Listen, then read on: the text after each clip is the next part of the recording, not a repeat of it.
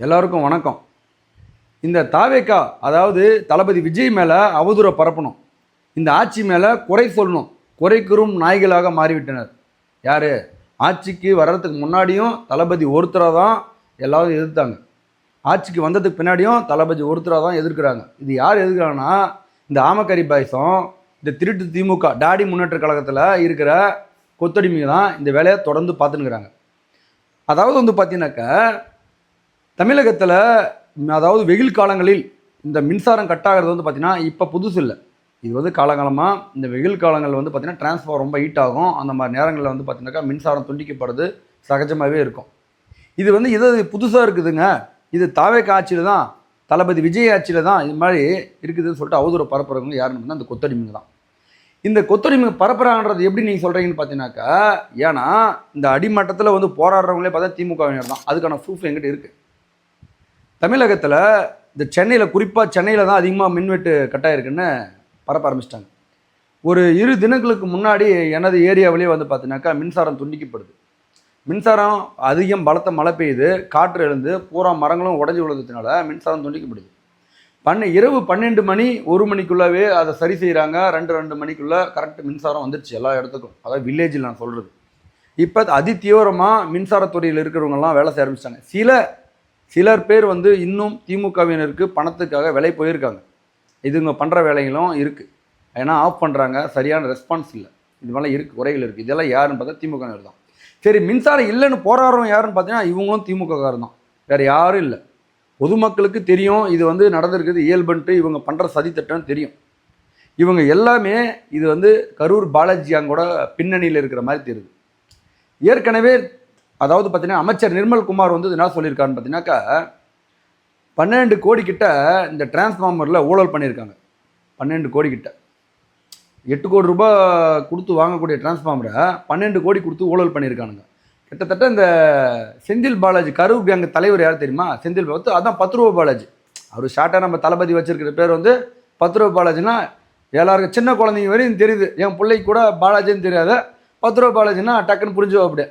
அதுக்கப்புறம் பார்த்தீங்கன்னாக்கா இது பண்ணதும் இல்லாமல் கிட்டத்தட்ட வந்து கரூர் பாலாஜி கேங்கோட கொள்ளடிப்பு எவ்வளோ தெரியுமா?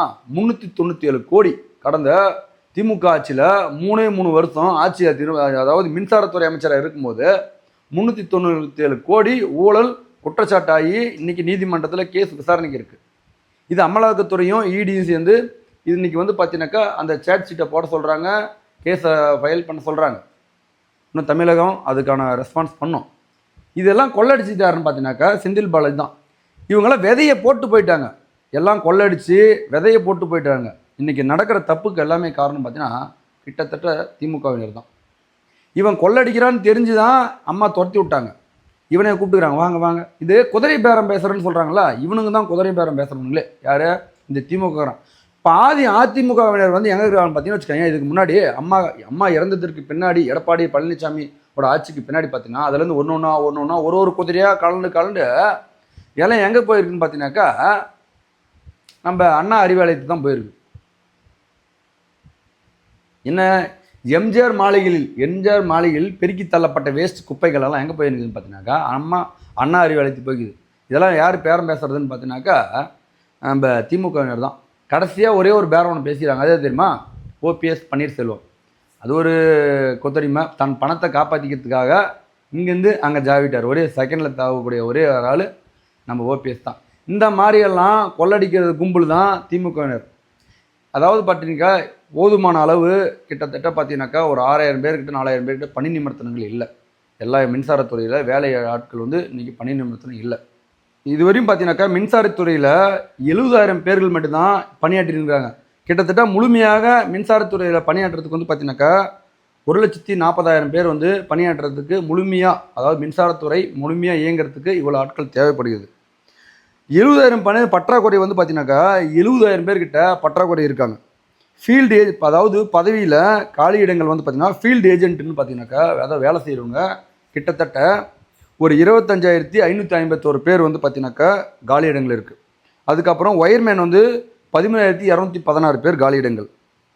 ஓகே, கேங்மேன் 626 பேர், மொத்தம் 39,393 பேர்கிட்ட காலி இடங்கள் இப்போ வரையும் நம்ம தமிழகத்தில் மின்சாரத்துறையில் காலி இடங்கள் இருக்குது.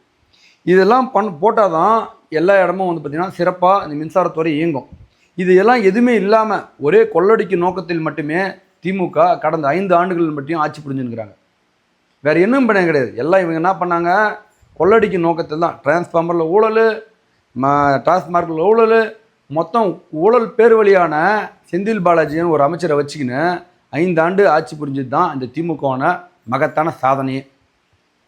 இது எதுவும் தெரியாமல் திமுகவின் கொத்தடிமைங்க அண்ணன் தலைவர் ஜென்சி பாலிடிக்ஸ்க்கு மாற சொல்லிட்டாரு. மாறிடலாம். எதுக்காக?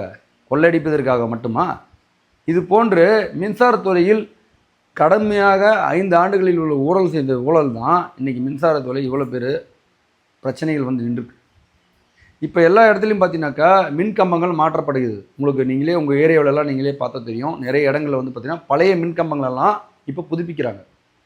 அது எந்த ஆட்சியில்னு பார்த்தீங்கன்னாக்கா தாவேக ஆட்சியில், தளபதி விஜயின் ஆட்சியில் வந்து பார்த்தீங்கன்னாக்கா வெற்றிகரமாக சிறப்பாக நடந்துருக்குது இந்த ஆட்சியில். இது அவப்பெரு வகையில் கலகம் உண்டாக்கும் வகையில் தான் இந்த திமுகவினும் சரி, இந்த சில கொத்தடிமைங்க வதந்தி நியூஸ் யார் தெரியுமா? சன் டிவிக்காரன்.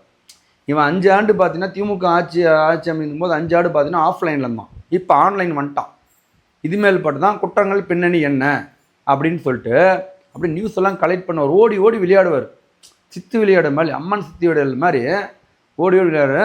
மக்களாக நீங்கள் இதை பார்த்துட்டு தான் இருக்கீங்க. இது என்ன நடக்குதுன்றத கண்டிப்பாக இவங்களுக்கு ஒரு பாடம் புகட்டுவீங்கன்னு நினைக்கிறேன்.